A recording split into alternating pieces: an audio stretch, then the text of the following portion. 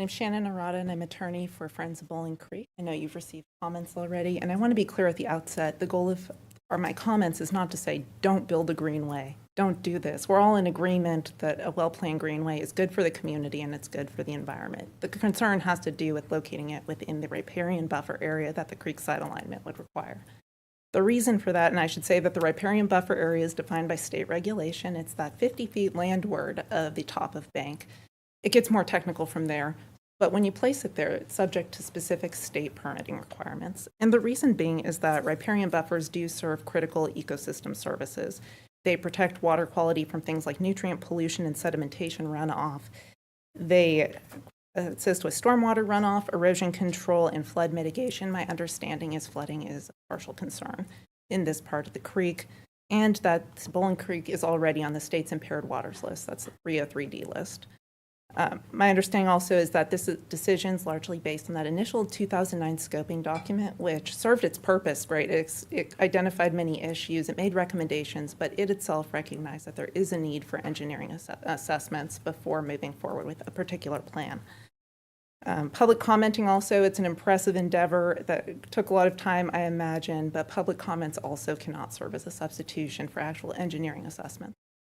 And the reason to harp on this is that if this pathway is placed within a riparian buffer or any temporary or permanent disturbance, you are required to get a state buffer authorization certificate from the Division of Water Resources.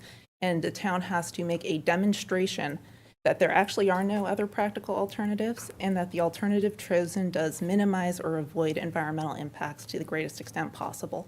And that's more than a bald-faced statement that, yes, we have looked at this and this is the best way to move forward. You have to provide things like erosion and sedimentation control plans that requires coordination with the Army Corps of Engineers, environmental consultants, professional surveyors, a whole myriad of actual experts who can provide you with that assurance and demonstrate to the state that you are doing the thing that is the most environmentally friendly. Requires site plans, flooding potential assessments, and an assessment of existing infrastructure like the OWASA infrastructure. I'm saying this not as my opinion, but as someone who spent way too much time in a courtroom arguing over this stuff, and as someone who served on the state commission that adopted the Jordan Lake rules to protect these particular areas. So what my client would like to ask is that, not that you don't vote on this, but that you get that assessment up front because you're going to have to get it anyway before actually seeing this process forward and not running into a roadblock down the road. To put off the vote and to get that information and get it to the public before moving forward. Thank you for your time and consideration of bedtime.